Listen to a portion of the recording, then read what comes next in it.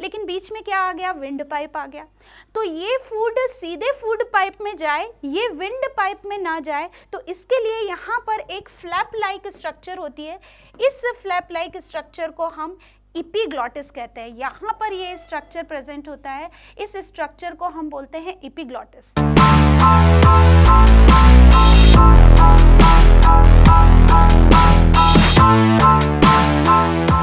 Hello students, आज मैं लेकर आई हूँ आपके लिए बहुत ही इंपॉर्टेंट एमसीक्यूज डाइजेस्टिव सिस्टम से related. Digestive system defence examination में सबसे ज़्यादा पूछा जाने वाला सिस्टम है ह्यूमन फिजियोलॉजी वाले पार्ट से।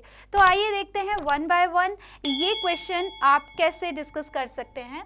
तो सबसे पहला क्वेश्चन है ट्रिप्सिन इज सिक्रीटेड बाय।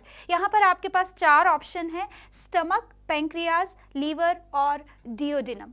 तो बच्चों आप जानते हैं कि हमारे डाइजेस्टिव सिस्टम से रिलेटेड 2 बहुत ही बड़ी ग्लैंड होती हैं, लीवर और पैंक्रियाज, जिसमें लीवर किसी भी तरह का डाइजेस्टिव एंजाइम सिक्रीट नहीं करता है, लेकिन पैंक्रियाज पैंक्रियाटिक जूस सिक्रीट करता है जिसमें बहुत सारे डाइजेस्टिव एंजाइम होते हैं। तो इन्हीं में से एक डाइजेस्टिव एंजाइम होता है ट्रिप्सिन, और ये जो आंसर है आपका, ये आंसर जो आपका बनेगा वो आंसर बनेगा पैंक्रियाज। तो पैंक्रियाटिक जूस में ट्रिप्सिन प्रेजेंट होता है। और मैं आपकी जानकारी के लिए ये भी बताती चलती हूँ कि ये जो ट्रिप्सिन होता है ये एक प्रोटीन डाइजेस्टिव एंजाइम है, यानी कि ये प्रोटीन को पेप्टोन्स और पॉलीपेप्टाइड में कन्वर्ट करता है। आइए बढ़ते हैं दूसरे क्वेश्चन की तरफ। When starch is broken down by pancreatic amylase, what does it form? तो क्या ये फॉर्म करेगा? क्या ब्रोकन डाउन हो रहा है? स्टार्च ब्रोकन डाउन हो रहा है। तो आपको 4 ऑप्शन दिए हुए हैं, ग्लूकोज, माल्टोज, पेप्टाइड्स और एमिनो एसिड। तो देखिए बच्चों, ये जो पेप्टाइड और अमीनो एसिड हैं ये दोनों ही प्रोटीन के पार्ट होते हैं। तो यहाँ पर स्टार्च प्रोटीन नहीं है, कार्बोहाइड्रेट है। तो आपके पास 2 ऑप्शन बचे, ये है ग्लूकोज और माल्टोज। तो यहाँ पर आप जानते हैं कि जो ग्लूकोज है वो मोनोसेकेराइड है, ठीक है, और जो माल्टोज है वो डाइसेकेराइड होता है, ठीक है, ये जो है वो डाइसेकेराइड होता है। और जब आपको मैंने एक्सप्लेन की थी कि जो हमारे डाइजेशन का प्रोसेस होता है वो पहले पॉलीसेकेराइड से, जो कॉम्प्लेक्स फूड होता है उससे डाइसेकेराइड में टूटता है और फिर मोनोसेकेराइड में टूटता है। इसका मतलब है स्टार्च जो कि एक पॉलीसेकेराइड है, ये जो पॉलीसेकेराइड है ये पॉलीसेकेराइड पहले किस में टूटेगा? ये पहले टूटेगा डाइसेकेराइड में, और आपका सही आंसर होगा माल्टोज। चलिए आगे बढ़ते हैं थर्ड क्वेश्चन की तरफ। A young infant may be feeding entirely on the mother's milk, which is white in color, but the stool which the infant passes out is quite yellowish. इसका मतलब है वो ये कहना चाह रहा है कि जो छोटे बच्चे होते हैं, इन्फेंट्स होते हैं, बहुत छोटे बच्चे जो कि और कुछ खा पी नहीं सकते हैं, वो सिर्फ और सिर्फ अपनी माँ के दूध पर जो कि वाइट कलर का होता है उसी पर डिपेंड होते हैं, लेकिन उनके जो स्टूल का कलर होता है वो हल्का सा येलोइश होता है। तो ऐसा क्यों होता है? What is the yellow color is due to? Intestinal juice, bile pigments passed through bile juice, undigested milk protein casein, pancreatic juice poured into duodenum. तो इसका जो सही आंसर है वो है bile pigment pass through bile juice. तो बच्चों मैंने आपको बताया था कि जो बाइल जूस है उसमें कोई भी एंजाइम तो नहीं होता, लेकिन ये बहुत ही महत्वपूर्ण होता है क्योंकि इसके अंदर प्रेजेंट होते हैं बाइल सॉल्ट जो कि मीडियम को एल्कलाइन बनाते हैं यानी बेसिक बनाते हैं, और उसके अलावा इसमें बाइल पिगमेंट्स प्रेजेंट होते हैं जो आरबीसीज के डिजेनरेशन से बनते हैं, और वो बाइल पिगमेंट हमारे जो एक्सक्रीटरी प्रोडक्ट होता है या जो हमारे पास आउट होता है, अनडाइजेस्टेड जो फूड होता है उसको येलो कलर प्रोवाइड करते हैं। तो यदि इस तरह का कोई आपको ट्रिकी वाला क्वेश्चन आ जाए तो आप बहुत अच्छे से सॉल्व कर सकते हैं। आगे बढ़ते हैं अनदर क्वेश्चन की तरफ। Dash helps our body to get rid of undigested food. तो बच्चों कई बार जब मैं क्लास में क्वेश्चन करती हूँ कि बच्चों फूड के क्या क्या कंपोनेंट होते हैं, तो बच्चे फटाफट बता देते हैं कि मैम फूड के 5 कंपोनेंट्स होते हैं, इनमें प्रोटीन होता है, विटामिन होता है, इनमें मिनरल्स होते हैं, इनमें फैट होता है, कार्बोहाइड्रेट होता है, लेकिन 2 बहुत ही इंपॉर्टेंट कॉन्स्टिट्यूएंट फूड के वो भूल जाते हैं। वो कॉन्स्टिट्यूएंट होता है, एक कॉन्स्टिट्यूएंट होता है वाटर। तो आप सभी जानते हैं कि हम वाटर ड्रिंक करते हैं। वाटर हमारी बॉडी में एक सॉल्वेंट की तरह काम करता है और इसलिए हमारी बॉडी में वाटर का एक सफिशिएंट अमाउंट होना चाहिए और डाइजेशन में भी वाटर का बहुत ज़्यादा इंपॉर्टेंस होता है। दूसरा जो कंपोनेंट होता है वो कंपोनेंट होता है रफेज। तो यहाँ पर आपको जो क्वेश्चन बना के दिया गया है वो क्वेश्चन आपको रफेज से बना के दिया गया है। क्या क्वेश्चन है, मैं फिर से रीड करती हूँ। Help our body to get rid of undigested food. तो जो रफेज होता है बच्चों, जिसको हम सामान्य भाषा में क्या कहते हैं, फाइबर कहते हैं, या फिर थोड़ा सा टेक्निकली यदि हम इसको बोले तो ये होता है सेल्यूलोज वाला पार्ट, क्योंकि हमारी बॉडी सेल्यूलोज डाइजेस्ट नहीं कर सकती है। अच्छा, सेल्यूलोज कौन डाइजेस्ट कर सकते हैं? सेल्यूलोज डाइजेस्ट कर सकते हैं हर्बीवोर्स, जिनकी जो इंटेस्टाइन होती है उसमें बहुत ही स्पेसिफिक बैक्टीरिया होते हैं जो कि सेल्यूलेज एंजाइम सिक्रीट करते हैं और सेल्यूलोज के डाइजेशन से एनर्जी देते हैं। लेकिन हमारे पास ऐसा कोई मैकेनिक्स नहीं है, तो हमें क्या करना पड़ता है, इस सेल्यूलोज को हम तो डाइजेस्ट नहीं कर सकते हैं, लेकिन ये स्टूल के साथ में पास आउट हो जाता है। लेकिन ये हमारे जो एलिमेंट्री कैनाल है उसकी बाउल मूवमेंट में बहुत ज़्यादा हेल्प करता है। तो ये फूड के ईजी पैसेज के लिए बहुत ही ज़्यादा इंपॉर्टेंट होता है। तो याद रखिए, अपनी डाइट में ज़रूर शामिल कीजिए फाइबर्स, यानी जो सेल्यूलोज रिच कंपाउंड्स हैं वो आपको ज़रूर वहाँ पर शामिल करने पड़ेंगे। चलिए आगे बढ़ते हैं अनदर क्वेश्चन की तरफ। The instrument used to examine a person's digestive tract is called। बच्चों आजकल क्या हो रहा है, हर तरह से बीमारियां क्या होती जा रही हैं, बढ़ती जा रही हैं, और सबसे ज़्यादा बीमारियां होती हैं खाने पीने से रिलेटेड या फिर इंटेस्टाइन से संबंधित बीमारियां। तो जब भी इंटेस्टाइन के अंदर हमें कुछ एग्जामिनेशन करना होता है तो उसके लिए हम एक बहुत ही इम्पॉर्टेंट जो टूल है उसका इस्तेमाल करते हैं। आपको 4 ऑप्शन यहाँ पर बना करके दिए गए हैं, ऑसिलोस्कोप, माइक्रोस्कोप, एंडोस्कोप और रेडियोग्राफ। तो थोड़ा थोड़ा आपको यहाँ पर क्या करना पड़ेगा, थोड़ा सा अपना दिमाग इस्तेमाल करना पड़ेगा। ऑसिलोस्कोप जो है वो ऑसिलेशन से रिलेटेड है। माइक्रोस्कोप माइक्रोस्कोपिक ऑर्गेनिजम्स को देखने के लिए बनाया जाने वाला यंत्र है। एंडोस्कोप और रेडियोग्राफ, तो रेडियोग्राफ आप जानते हैं ये भी इससे रिलेटेड नहीं है, तो कौन सा ऑप्शन आपका सही होगा, that is called as endoscope. और इस बहुत ही विशेष तकनीक को हम बोलते हैं एंडोस्कोपी। ठीक है, तो दोनों से आपको क्वेश्चन पूछा जा सकता है। इंटेस्टाइन, स्मॉल इंटेस्टाइन खास करके वहाँ से रिलेटेड, एलिमेंट्री कैनाल से रिलेटेड यदि कोई बीमारी है तो उस बीमारी को एग्जामिन करने के लिए एंडोस्कोपी की जाती है और ये विशेष यंत्र से की जाती है, उसको हम बोलते हैं एंडोस्कोप। आइए बढ़ते हैं दूसरे क्वेश्चन की तरफ। The structure which prevent the entry of food into respiratory tract is larynx, pharynx, glottis, epiglottis. तो बच्चों मैं आपको बताऊं कि हमारा ये जो गला वाला हिस्सा है, इस हिस्से में एक तरफ से आ रहा है नेजल पैसेज और दूसरी तरफ से आता है हमारा जो कि एलिमेंट्री कैनाल का पार्ट है, जिसे हम बकल कैविटी कहते हैं। तो ये हमारा फूड वाला पार्ट है और ये हमारा जो है वो रेस्पिरेशन से रिलेटेड पार्ट है।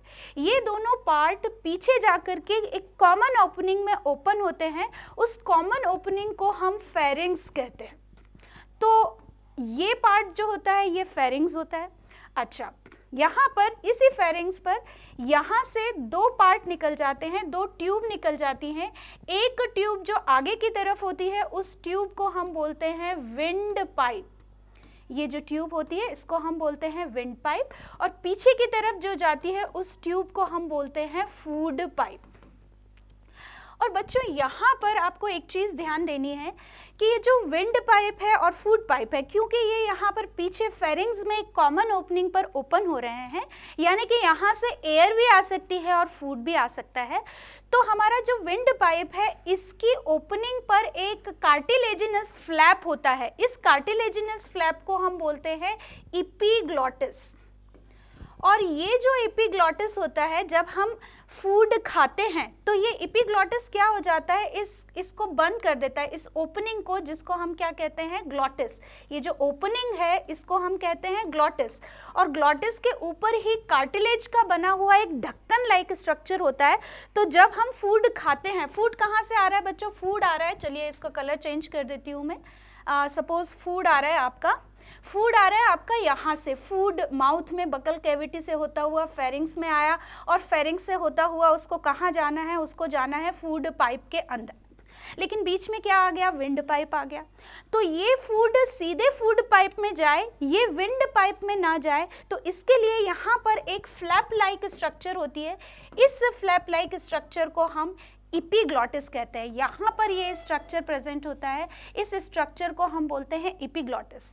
जैसे ही फूड आना होता है तो ये इपीग्लॉटिस क्या करता है, ये जो ओपनिंग ऑफ विंड पाइप है उसको बंद कर देता है, ठीक है।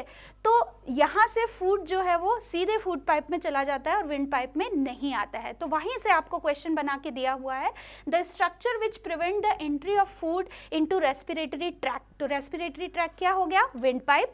तो इसका सही आंसर आपको मिलेगा, ये है इपीग्लॉटिस, ठीक है। तो 3-4 स्ट्रक्चर मैंने आपको यहाँ पर बता दिए। कौन से, एक बता दिया मैंने इपीग्लॉटिस, फेरिंग्स, और आपको ग्लॉटिस भी बता दिया। चलिए लैरिंग्स के बारे में भी मैं आपको बता देती हूँ। यहीं पर एक जो है एक छोटा सा ऑर्गन, यहाँ पर कुछ छोटी सी मेम्ब्रेन प्रेजेंट होती हैं, और ये जो मेम्ब्रेन होती हैं जब हम एयर इनगल्फ करते हैं तो ये मेम्ब्रेन क्या करती हैं, ये मेम्ब्रेन वाइब्रेट होती है, ठीक है। तो इसी जगह से ग्लॉटिस से होती हुई जब एयर अंदर आती है तो उसी के ऊपर लैरिंग्स प्रेजेंट होता है, जिसको हम क्या कहते हैं, जिसको हम वॉइस बॉक्स कहते हैं। तो ये हो गया, लैरिंग्स का मतलब हुआ वॉइस बॉक्स जो कि ग्लॉटिस के ऊपर प्रेजेंट होता है। फेरिंग्स क्या हो गया, it is a common opening हो गई, किसकी, ये कॉमन ओपनिंग हो गई विंड पाइप की भी और फूड पाइप की भी। ग्लॉटिस क्या हो गया, it is the opening of wind pipe, ये हो गई आपकी ओपनिंग ऑफ विंड पाइप, ठीक है, यानी कि ट्रेकिया की ओपनिंग होगी। और इपीग्लॉटिस क्या हो गया, ग्लॉटिस के ऊपर एक ढक्कन जैसी स्ट्रक्चर होगी जो कि जो फूड है उसको रेस्पिरेटरी ट्रैक्स में नहीं जाने देगा। तो आप देखते हैं कि जब भी आप खाते खाते बोलते हैं तो गलती से आपको एक ठसका सा लग जाता है। वो ठसका इसीलिए लगता है कि कुछ फूड पार्टिकल क्या हो गए हैं, वो विंड पाइप में चले गए हैं, और उन्हें विंड पाइप में जाने से रोकने के लिए एक इनवॉलंटरी रिएक्शन होती है जिसको हम बोलते हैं कि हमें ठसका लग गया, ठीक है। चलिए आगे बढ़ते हैं अनदर क्वेश्चन की तरफ। Herbivores require a longer smaller intestine to digest. तो देखिए फूड के कंपोनेंट्स आपको दिए हुए हैं। अब हर्बीवोर्स जो होते हैं, अभी हमने डिस्कस किया कि जो हर्बीवोर्स होते हैं वो जो सेलुलोज है वो हम नहीं पचा सकते, लेकिन ग्रेजिंग एनिमल हर्बीवोर्स पचा सकते हैं, ठीक है। तो उससे वो एनर्जी ड्रॉ कर सकते हैं। तो हर्बीवोर्स में इसके लिए स्मॉल इंटेस्टाइन का साइज जो होता है वो बहुत लार्ज होता है, ताकि वो इस सेलुलोज को अच्छे से क्या कर पाएँ, पचा पाएँ, ठीक है। तो ये आंसर आपका होगा सेलुलोज, क्योंकि प्रोटीन, फैट और विटामिन्स ये सभी कॉमन है ओमनिवोर्स में, कार्निवोर्स में और हर्बीवोर्स में। लेकिन हर्बीवोर्स का स्पेशल फीचर क्या है कि वो सेलुलोज को डाइजेस्ट कर सकते हैं। चलिए आगे बढ़ते हैं अनदर क्वेश्चन की तरफ। The digested food stored in the liver in the form of carbohydrate is called. तो बच्चों हम जो फूड खा रहे हैं वो कॉम्प्लेक्स फॉर्म में है, कॉम्प्लेक्स फॉर्म से वो फूड सिंपल सॉल्युबल फॉर्म में कन्वर्ट होता है, और ये सिंपल सॉल्युबल फूड जो है वो हमारी सेल में एब्जॉर्ब होता है ब्लड सर्कुलेशन के थ्रू। लेकिन यदि एक्स्ट्रा फूड आ गया है तो उस एक्स्ट्रा फूड को स्टोर किया जाता है अलग अलग फॉर्म में। अच्छा, यहाँ पर पूछा जा रहा है कि कार्बोहाइड्रेट का स्टोरेज कहाँ पर होता है और किस फॉर्म में होता है। तो जो कार्बोहाइड्रेट है उसका स्टोरेज होता है बच्चों ग्लाइकोजन के फॉर्म में, ठीक है। इसका मतलब है जो ग्लूकोज है वो हमारे बॉडी में किस में कन्वर्ट हो जाएगा, ग्लाइकोजन में, और वो वहाँ पर स्टोर्ड होगा। और स्टोर किस जगह पर होगा, इसको याद रखिए। यहाँ से भी आपको क्वेश्चन पूछा जाता है कि हमारी बॉडी में जो डाइजेस्टेड फूड है, अच्छा डाइजेस्टेड फूड का मतलब ये होता है कि कार्बोहाइड्रेट ही फर्स्ट हमें एनर्जी देते हैं। तो यहाँ से ये आप क्वेश्चन आपको पूछ लिया जाता है कि इस जो फूड है वो कहाँ स्टोर होता है। तो वो स्टोर होता है लीवर में, और किस फॉर्म में स्टोर होता है, वो स्टोर होता है ग्लाइकोजन के फॉर्म में, ठीक है। चलिए बढ़ते हैं दूसरे क्वेश्चन की तरफ। Anxiety and eating spicy food together in an otherwise normal human may lead to. Anxiety, यदि आप खुश नहीं हैं, आप में एक रेस्टलेसनेस है, क्योंकि हम सब इस एनवायरनमेंट में रह रहे हैं जहाँ पर बहुत ज़्यादा जो रेस्टलेसनेस है बढ़ गई है, टेंशन बढ़ गया है, स्ट्रेस बढ़ गया है, उसको हम कॉमनली बोल देते हैं एंग्जाइटी। और यदि हमने बहुत ज़्यादा स्पाइसी फूड खाया है तो उससे कौन सी चीज़ हो सकती है? Indigestion, jaundice, diarrhoea, vomiting. तो इसका एक जो आंसर है वो है इंडाइजेशन। इंडाइजेशन में दोनों ही चीज़ें शामिल होती हैं, डायरिया भी और वॉमिटिंग भी, ठीक है। और जॉन्डिस आप सभी बच्चे जानते हैं कि ये एक जो बीमारी है वो वायरल बॉर्न डिजीज़ है, हेपेटाइटिस, जिसको हम हेपेटाइटिस भी कहते हैं, ठीक है। तो ये तो वायरल बॉर्न है, और इंडाइजेशन में दोनों ही चीज़ें शामिल हैं, डायरिया और वॉमिटिंग। तो हमारा जो राइट आंसर होगा वो होगा इंडाइजेशन। कभी कभी आपको ऑप्शंस जो होते हैं वो सिमिलर बना करके दे देते हैं, यानी कई बच्चे उसको वॉमिटिंग भी टिक कर सकते हैं, कई बच्चे उसको डायरिया भी टिक कर सकते हैं, लेकिन राइट आंसर जो बनेगा वो बनेगा इंडाइजेशन। चलिए आगे बढ़ते हैं। Two friends are eating together on a dining table. One of them suddenly start coughing while swallowing some food. This coughing would have been due to the improper movement of. ये अभी हमने ये discuss किया था कि यदि improper movement हो, ये जो ग्लॉटिस है, इस ग्लॉटिस के ऊपर मैंने आपको बताया, फिर से रिवाइज कर देती हूँ, कि एक कैप लाइक स्ट्रक्चर होती है जिसको हम क्या कहते हैं? इपीग्लॉटिस। यदि इसका इम्प्रॉपर मूवमेंट होगा, और ये वाला क्या पार्ट है? This is wind pipe. तो ये जो ग्लॉटिस है इसे हम बोलेंगे ग्लॉटिस। ये वाला फ्लैप लाइक स्ट्रक्चर कार्टिलेजिनस, इसको भी याद रखेंगे आप। यहाँ से भी पूछा जाता है क्वेश्चन कि एपिग्लॉटिस किससे बना होता है, तो एपिग्लॉटिस बना होता है कार्टिलेज से। इसकी ओपनिंग को हम ग्लॉटिस बोलते हैं, और ये क्या हो गया? विंड पाइप, ठीक है, ये विंड पाइप। तो हमारा जो राइट आंसर होगा वो राइट आंसर होगा एपिग्लॉटिस, ठीक है। पढ़ते रहिए, क्योंकि पढ़ने से आपके कॉन्सेप्ट क्या होते हैं? क्लियर होते हैं। और जब आप एमसीक्यूज सॉल्व करते हैं तो उन एमसीक्यूज से आपको ये एबिलिटी डेवलप होती है कि यदि एग्जाम में इससे मिलते जुलते क्वेश्चंस आए तो आप इन क्वेश्चंस को कैसे सॉल्व कर सकते हैं। आगे बढ़ते हैं। Rennin acts on milk changing casein into calcium paracaseinate at 7.2 to 8.2 pH, ठीक है। अब बच्चों यहाँ पर हमें ध्यान देना है कि यदि pH 7.2 to 8.2 मेंशन किया है, इसका मतलब है pH क्या है बेटा? एल्कलाइन है, यानी कि pH जो बना वो बेसिक pH बना, राइट। चलिए, तो एक पॉइंट हमने यहाँ नोट कर लिया। Protein in stomach, fat in intestine, milk changing casein into calcium paracaseinate at 1 to 3 pH। तो ये वाली लाइन हमारी जो है ये बहुत महत्वपूर्ण है। 1 to 3 pH का मतलब हो गया कि pH क्या रहेगा? एसिडिक रहेगा, ठीक है। pH क्या होगा? एसिडिक होगा। मीडियम क्या होगा? एसिडिक होगा। और मैंने आपको जब एक्सप्लेन किया था तो बताया था कि जो रेनिन होता है वो मिल्क प्रोटीन को हम क्या कहते हैं? कैसीन। मिल्क प्रोटीन को जो सॉल्युबल फॉर्म है उस फॉर्म से इसी मिल्क प्रोटीन को ये किस में कन्वर्ट कर देता है? कर्ड में, मिल्क को कर्ड में, ठीक है। ये होता है इनसॉल्युबल फॉर्म, और ये जो इनसॉल्युबल फॉर्म है, इस इनसॉल्युबल फॉर्म को हम क्या बोलते हैं? पैराकेसिनेट, ठीक है। तो जो कैसीन है वो कन्वर्ट होता है किस में? पैराकेसिनेट में। मिल्क किस में कन्वर्ट होता है? कर्ड में कन्वर्ट होता है with the help of an enzyme, that enzyme is called rennin. और क्योंकि ये प्रोसेस स्टमक में होती है, और आप जानते हैं कि स्टमक का जो pH होता है वो क्या होता है? 1 to 3 के बीच में होता है, यानी कि एसिडिक मीडियम होता है। तो हमारा जो राइट आंसर बनेगा वो आंसर बनेगा D answer. Release of pancreatic juice is stimulated by, यानी यहाँ पर पूछा गया है कि जो पैंक्रियाटिक जूस है, जो पैंक्रियाज से रिलीज होता है, वो कौन से हार्मोन से रिलीज होता है? तो बच्चों, डाइजेस्टिव सिस्टम में न सिर्फ एंजाइम इंपॉर्टेंट रोल प्ले करते हैं, बल्कि सर्टेन हार्मोन्स होते हैं वो भी इंपॉर्टेंट रोल प्ले करते हैं। ज़्यादातर हार्मोन रिलीज होते हैं स्मॉल इंटेस्टाइन के डिओडेनम वाले पार्ट से, ठीक है। तो यहाँ पर जो पैंक्रियाटिक जूस है, आप जानते हैं पैंक्रियाटिक जूस कहाँ से रिलीज होता है? पैंक्रियाटिक जूस रिलीज होता है पैंक्रियाज से, और ये कहाँ जाकर के खुलता है? ये जाकर के खुलता है डिओडेनम में। कहाँ पर? डिओडेनम।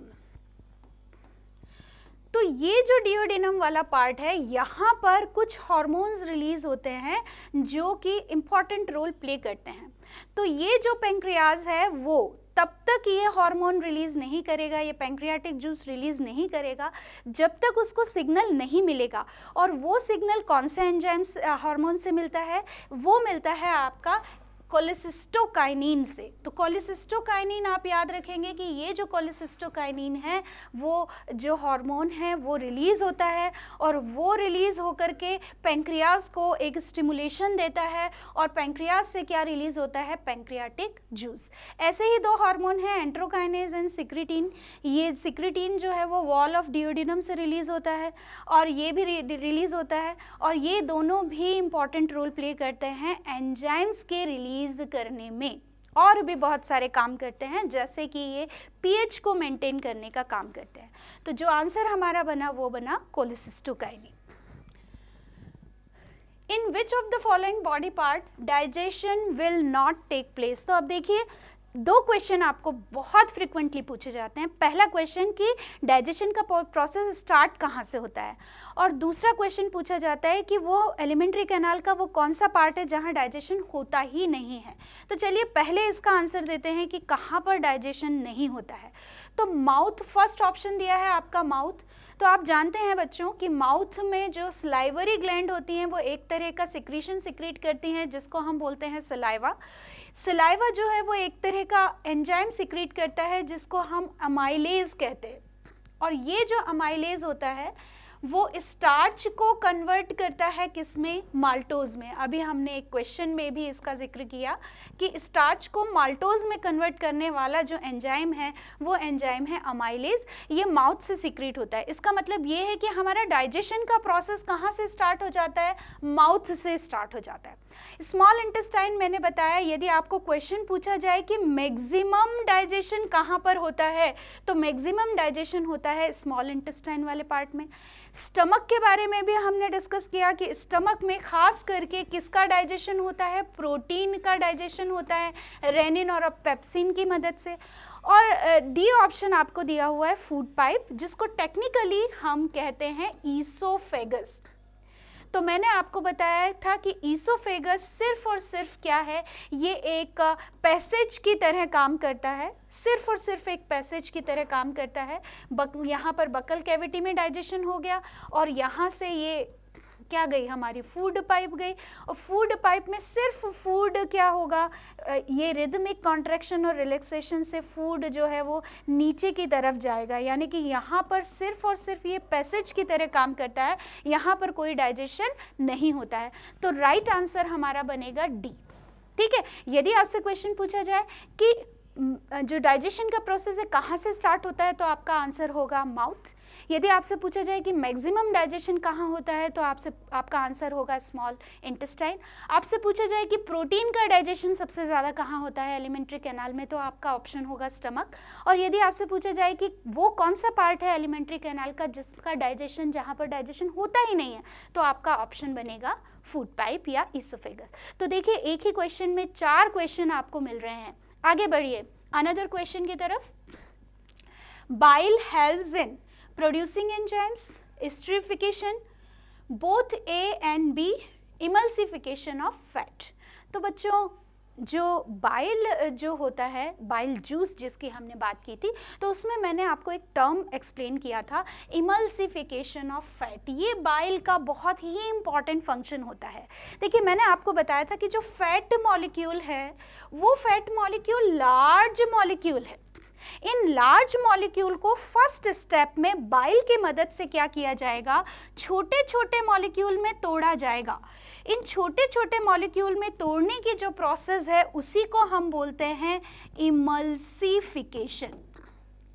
तो थोड़ा सा आपको ऑप्शन जो है ना बच्चों, यदि आपने ढंग से स्पेलिंग नहीं पढ़ी होगी, ढंग से उसको प्रोनाउंस नहीं किया होगा, तो आप उसको एस्टरिफिकेशन से क्या कर सकते हैं? कंफ्यूज कर सकते हैं। लेकिन एस्टरिफिकेशन क्या है? जब भी अल्कोहल और एसिड मिलते हैं तो ईस्टर्स बनते हैं, वो एस्टरिफिकेशन है, वो केमिस्ट्री का पार्ट है। इमल्सिफिकेशन ऑफ फैट किसका पार्ट है? बायोलॉजी का पार्ट है, एलिमेंट्री कैनाल से संबंधित है, लीवर से संबंधित है, बाइल से संबंधित है, और संबंधित है फैट से। इसे हम क्या बोलते हैं?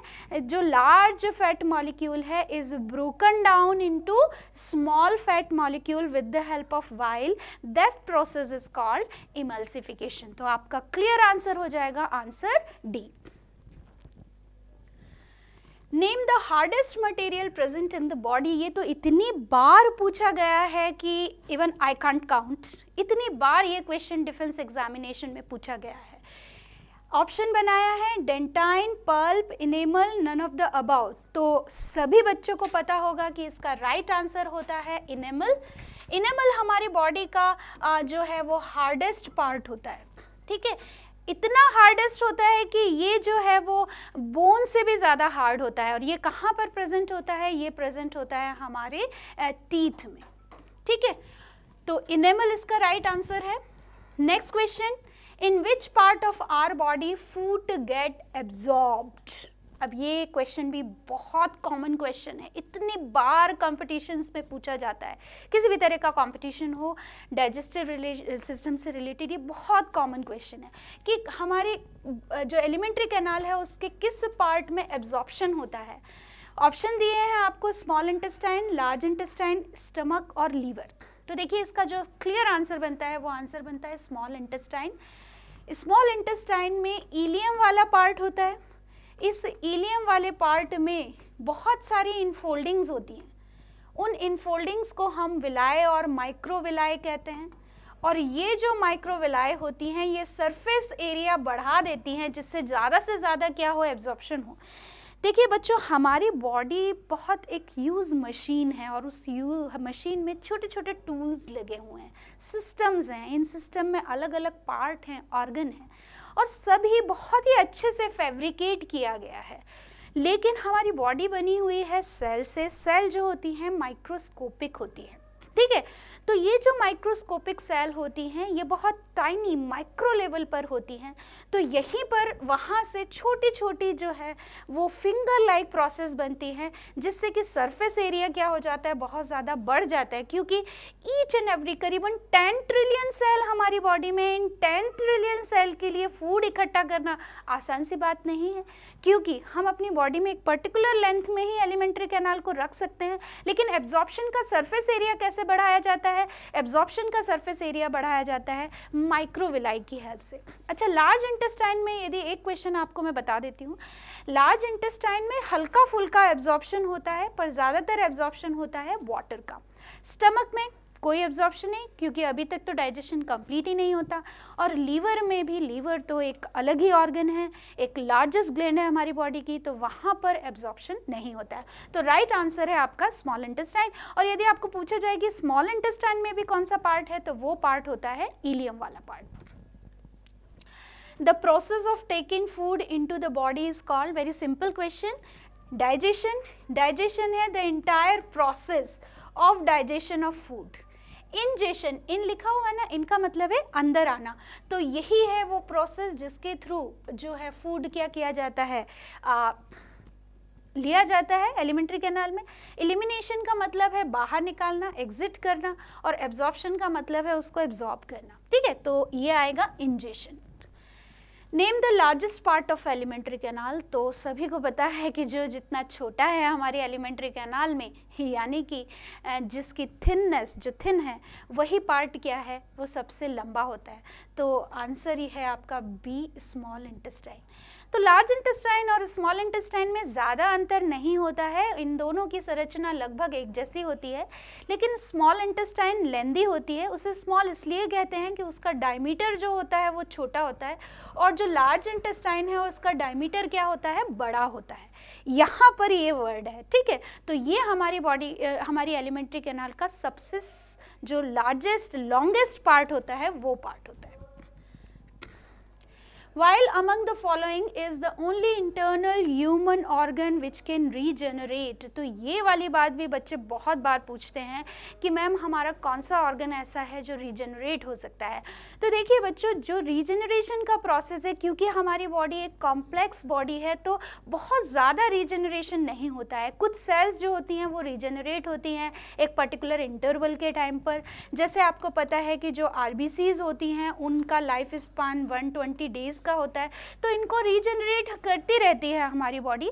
लेकिन लीवर एक ऐसा ऑर्गन है हमारा कि ये जो ऑर्गन है इस तरह का एक बड़ा सा ऑर्गन है हमारी बॉडी में जो स्मॉल इंटेस्टाइन से जुड़ा हुआ रहता है। ये जो लीवर है, यदि एक्सीडेंटली इसका कोई पार्ट हम काट दें, इन्फ्लेमेशन हो जाए या कट जाए या उसमें कुछ बीमारी हो जाए, तो इसको यदि हम काट दें तो ये फिर से रीजनरेट हो सकता है। इसका रीज़न ये है कि लीवर की सेल में ये एबिलिटी होती है, मतलब वो सेल, वो पूरा ऑर्गन ही हमेशा इस प्रोसेस में चलता रहता है।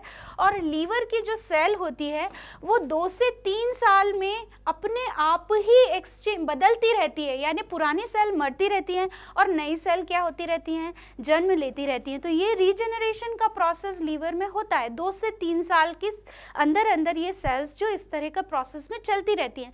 लेकिन यदि इसको कट कर दें तो ये फिर से रीग्रोथ कर सकता है, क्योंकि वहाँ पर ग्रोथ का प्रोसेस तो चल ही रहा है।